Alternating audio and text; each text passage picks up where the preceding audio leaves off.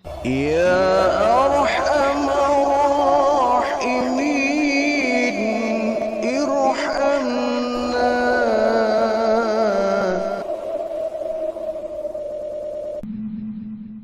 An Aisyah radhiyallahu anha, dari Aisyah, semoga Allah meridhai beliau, ia berkata, Sa'ala Rasulullah sallallahu alaihi wasallam unasun anil kuhani.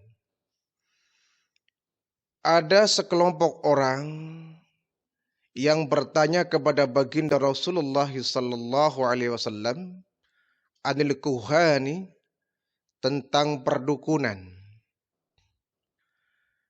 Kemudian baginda Rasulullah menjawab, faqala laisu bisyai'in.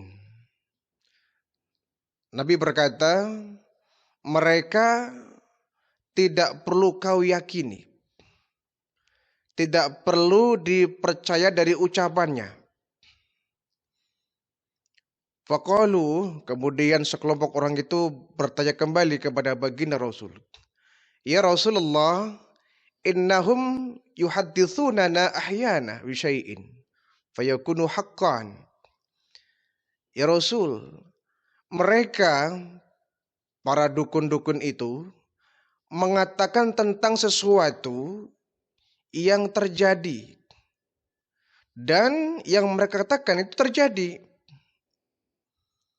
Faqala Rasulullah, kemudian Nabi pun bersabda, tilkal kalimatu minal haqqi yahtafuha al-jinniyu. Perkataan semacam itu memang benar, yang dicuri oleh jin. Fayakurruha fi udhuni waliyihi, yang kemudian jin ini menyampaikan ke telinga para dukun. Fayahlituna ma'aha mi'ahu kadzbahu. Padahal jin itu telah mencampurkan kalimat yang benar dengan 100 kedustaan. Muttafaqun alaih, Bukhari Muslim. Hadis ini ada sekelompok orang yang mereka menghadap kepada baginda Rasulullah sallallahu alaihi wasallam untuk menyenangkan suatu anil kuhan, tentang perdukunan. Mereka bertanya, apa sih hukum dari kita bertanya atau berdukun, ya. Nabi dengan tegas menjawab, laisu bisyai'in. Janganlah kalian mempercayai ucapannya. Jangan kalian meyakini ucapannya, perkataan sang dukun-dukun itu. Kemudian mereka sedikit menyangkal, ya Rasulullah, innahum yuhaddithunana ahyana bisyai'in fayakunu haqqan. Bagaimana seandainya mereka mengatakan sesuatu yang akan terjadi? Mereka meramal peristiwa yang belum terjadi dan akan terjadi. Kemudian fayakunu haqqan, yang mereka ramalkan adalah benar. Yang mereka ramalkan tentang kejadian sesuatu itu terjadi. Itu kenyataan, ya Rasulullah. Apakah mereka masih dikatakan berdusta? Tidak boleh kita percayai. Kemudian baginda Rasul mengatakan bahwa tilkal kalimatu minal haqqi yahtafuhal jinniyu. Ucapan mereka memang kadang benar. Itulah yang kemudian dibisikkan oleh jin ke telinga-telinga mereka. Fayukurruha fi udhuni waliyihi. Jin ini kemudian menyampaikan kepada para dukun-dukun ini, tetapi kata Nabi, fayahlituna ma'aha mi'ahu kadzbah. Mereka itu jin adalah suka menyampurkan perkataan yang benar dengan 1000 kedustaan. Artinya yang disampaikan dukun adalah dusta. Walaupun kemudian yang disampaikan adalah hal yang benar terjadi, itu hanya kebetulan. Ini isyarat dari baginda Rasulullah agar kita tidak menyandarkan diri pada ucapan para dukun. Kenapa? Karena ucapan dari para dukun ini bersumber dari jin. Sedangkan kita tahu dalam Al-Quran surat Al-Jin ayat 9, ayat 8 ayat 9. Jin ini mengatakan bahwa setiap saat kami naik ke atas ke langit. Mereka naik ke langit kemudian mereka mencuri dialog para malaikat tentang nasib-nasib manusia. Dialog antara Allah dengan malaikat yang dicuri oleh jin ini, mereka nguping, mereka merekam ucapan-ucapan mereka tentang nasib dan kondisi manusia. Kalau mereka berhasil menangkap ucapan para malaikat ini tentang kondisi dan nasib manusia ke depan, si A akan seperti ini, si B akan seperti ini, si C akan bernasib seperti ini. Kalau mereka berhasil, nah mereka kemudian membisikkan kepada para dukun. Sehingga para dukun ini ketika ditanya, ada orang yang bertanya, wahai Pak Dukun, coba ramalkan saya ke depan seperti apa. Nah, jin ini tahu bahwa si A akan seperti ini, kemudian dibisikkan kepada jin bahwa si A nanti rezekinya seperti ini, jodohnya akan seperti ini, nasibnya akan seperti ini. Kalau kemudian ramalan dari dukun ini adalah benar, ya memang karena dukun mengambil dari jin, jin mengambil dari dialog para malaikat, dialog antara Allah dengan malaikat tentang kondisi manusia. Sehingga ketika baginda Rasul baru lahir ke dalam dunia ini, ya, itu mulai saat itu, sejak saat itu pintu-pintu langit dijaga ketat itu. Dijaga ketat sampai hari ini. Sehingga mereka kelompok kawanan jin yang ingin merekam suara di sana, yang ingin nguping di sana, itu dilempari oleh malaikat. Yang kita kenal dengan meteor ya. Meteor ini sebagian riwayat menjelaskan bahwa sebenarnya meteor adalah bintang-bintang yang dijatuhkan untuk melempar para jin yang mereka selalu mencari kabar di langit ya. Mencari kabar dan mencuri kabar tentang manusia. Nanti kalau mereka berhasil mencuri kabar itu akan disebarkan kepada para dukun-dukun yang kerjanya suka meramal kehidupan orang. Ahli nujum ya. Paranormal kalau zaman sekarang itu. Sehingga kata Nabi, laisu bisyai'in, kau jangan mempercayai ucapan mereka para dukun. Andaikan mereka adalah benar, itu kebenaran.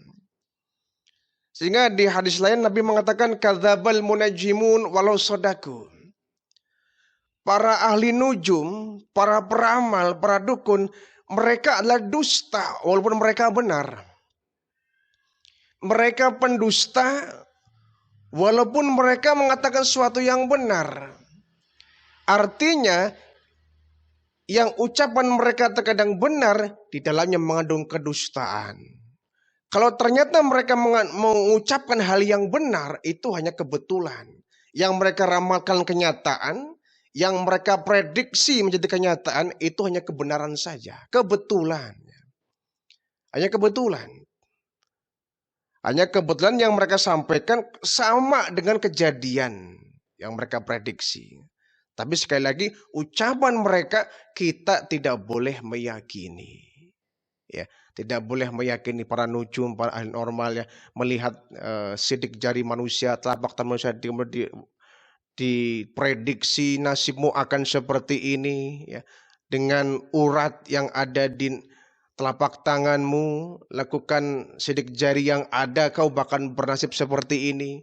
Rizkimu akan seperti ini, nanti kau berumah tangga akan seperti ini. Walaupun ramalan mereka kemudian benar terjadi apa adanya, itu hanya kebetulan. Bukan mereka kemudian seorang peramal ya. Nah lah, ini beda ya. Baginda Rasul itu suka memprediksi ya. Tapi yang diprediksi Nabi selalu tepat dan benar. Kenapa? Ucapan beliau seorang Nabi, seorang Rasul. Berapa banyak hadis yang mengatakan sayati ala ummatiz zamanun, sayati ala ummatiz zamanun, akan terjadi nanti Nabi suka memprediksi akan terjadi nanti di tengah-tengah umatku seperti ini, seperti ini. Di hadis yang selalu Nabi mengatakan sayati ala ummati zamanun, itu sangat banyak.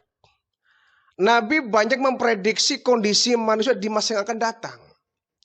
Tapi bukan berarti baginda Rasul adalah seorang paranormal. Nabi bukan ahli nujum, Nabi bukan dukun.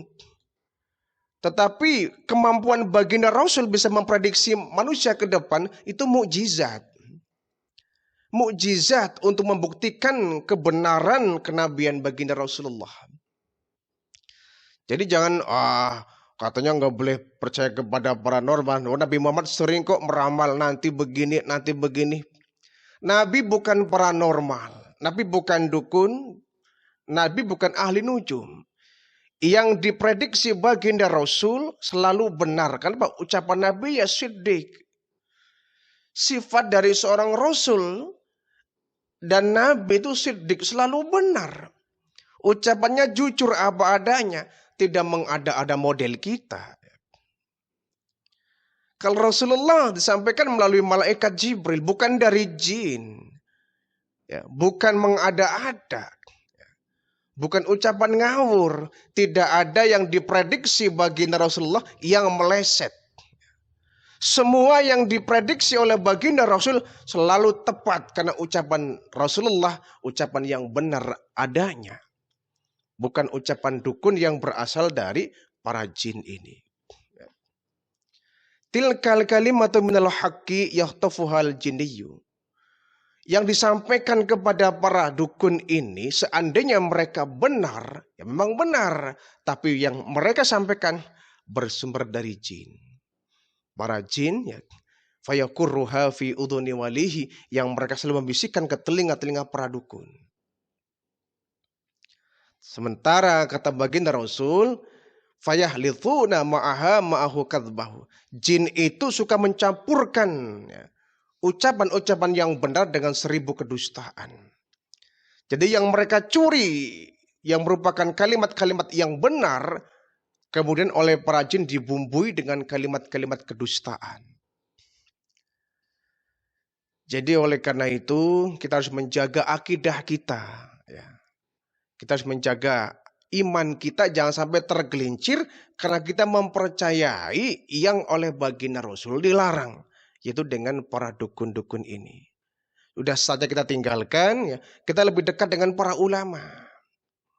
Kita dekatkan diri kepada para kiai, ya, para habaib. Yang supaya kita mendapatkan ketenangan batin. Kenapa? Ulama, kiai, habaib, mereka orang yang dekat dengan Allah. Sementara para dukun jauh dari Allah. Coba kita lihat dari tampang dukun saya kadang-kadang. Dari tampang pun mengerikan kadang-kadang. Mukanya hitam.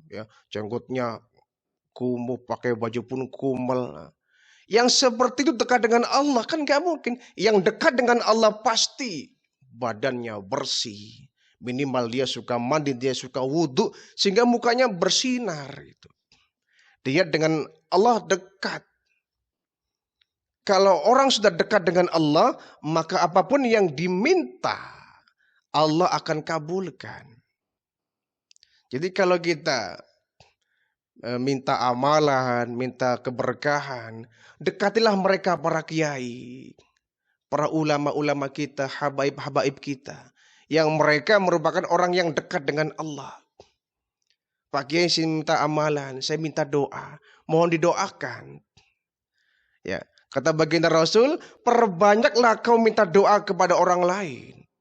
Karena kalian tidak tahu dari mulut yang mana doa itu akan diijabah oleh Allah. Tetapi yang perlu kita catat, semakin orang dekat dengan Allah, maka besar kemungkinan doanya akan diijabah. Orang yang dekat dengan Allah siapa? Ya mereka para ulama, para kiai, para ustadz, para habaib. Yang ibadah mereka mungkin jauh dari level ibadah kita. Sehingga dimungkinkan mereka dekat dengan Allah dan doanya kabul. Sehingga kita harus merapat ke mereka.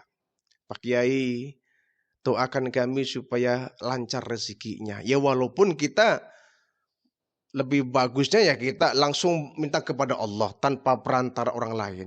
Tapi kalau kita minta doa dari orang lain pun nggak salah. Dan itu dianjurkan Nabi. Perbanyaklah kau minta doa dari orang lain. Sebagaimana Nabi pernah memerintahkan Umar bin Khattab untuk didoakan oleh seorang Wais Al-Qarni. Wais Al-Qarni itu bukan level sahabat ya. Bukan kelas para sahabat. Tapi karena Wais Al-Qarni di mata baginda Rasul orang yang istimewa. Walaupun nilai ibadahnya nggak seberapa. Karena dia pernah menggendong ibunya ya.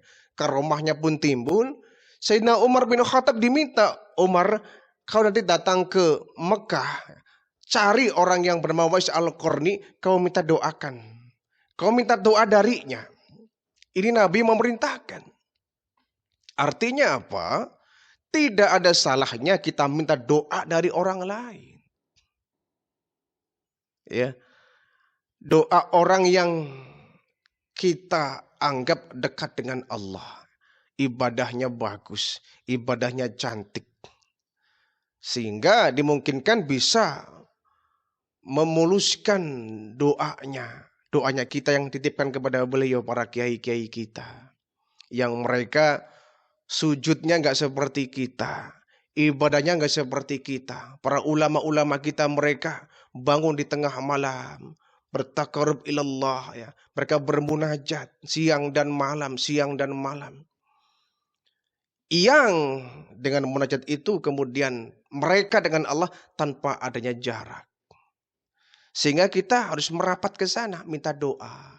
Bukan merapat kepada dukun yang mereka jauh dari Allah. Ya, yang mereka jauh dari Allah. Karena umumnya yang namanya dukun ini ya bantuannya adalah jin. Ya. Entah itu dukun aliran putih atau aliran hitam, semuanya bersumber dari jin. Ya. Tidak ada dukun yang berpartner dengan malaikat. Waduh. Terlalu tinggi levelnya, ya, makomnya terlalu tinggi. Jadi di rumah kita juga ada keramat hidup ya, yaitu orang tua kita. Daripada kita menghibah di depan para dukun, kalau kita masih punya ayah ibu, mereka lebih dahsyat doanya. Lebih kabul doanya dibanding para dukun ini. Mintalah doa keberkahan dari bapak kita, ibu kita yang mereka adalah pahlawan kita. Yang sudah melahirkan kita, sang ibu kita. Sehingga dia sangat dimungkinkan doanya kabul. Ucapan orang tua itu tajam. Doanya makbul. Terutama ibu kita ya. Ibu kita jangan pernah kita menyakiti hati mereka. Banyaklah minta berkah hidup dari mereka. Mereka keramat hidup. Minta doa dari mereka. Bukan dengan para dukun yang akan sesat dan menyesatkan. Ya. Kadzabal munajimun walau sodaku. Para ahli nujum itu, para peramal itu, mereka jangan dipercaya. Ya. Laisu bisyai'in, jangan dipercaya. Kalau toh mereka mengatakan hal yang benar, itu hanya kebetulan saja. Benar Pak. Kenapa? Dia memprediksi saya, nanti saya nikah sama orang Kalimantan misalnya kan. Dan ternyata benar tepat saya punya dapat jodoh orang Kalimantan. Nah, jangan dikaitkan dengan dukunnya. Tapi yang jelas skenario Allah, rencana Allah pasti terjadi. Dan berapa banyak dukun-dukun yang memprediksi ternyata meleset kok. Ya. Nah, biasanya nih masyarakat kita di pedesaan ya, mereka mungkin kurangnya penyuluhan dari para kiai, kurangnya mereka dengan kegiatan agama, jauh dari pengajian barangkali, kurang ngaji. Kadang-kadang mereka suka minta bantuan kepada orang yang dia dengan Allah pun belum tentu dekat. Umpama ya, mau mengadakan hajatan, ya. Kemudian mereka lari kepada orang yang mereka sebut orang pintar katanya. Mbah, kami mau hajatan, mau menikahkan anak. Iya, tolong carikan kira-kira hari apa yang bagus.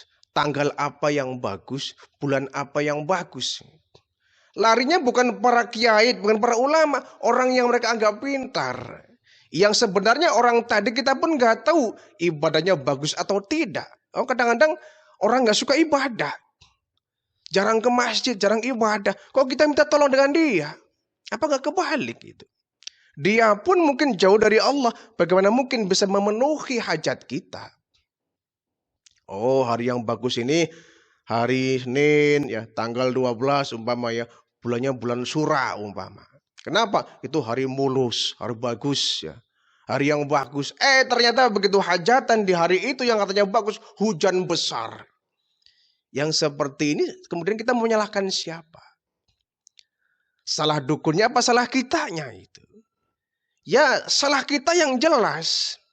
Kenapa kita nggak bertawakal kepada Allah? Kenapa kalau kita minta doa larinya ke dukun, bukan ke para ulama, para kiai-kiai kita, habaib kita? Dzurriyyah Nabi, para habib ini insya Allah mereka dekat dengan Allah ya. Doanya makbul. Ya, Pak Kiai, ya kami insya Allah mau mengadakan walimatul arus. Iya. Kira-kira nanti ketika di hari haknya ya, hujan apa tidak ya? Kata Kiai, saya nggak tahu. Itu kan ketetapan Allah. Iya, kalau begitu Pak Kiai minta doanya saja. Agar nanti ketika pelaksanaan Allah kemudian tidak menurunkan hujan yang lebat sehingga acara kami bisa lancar. Insya Allah nanti saya doakan.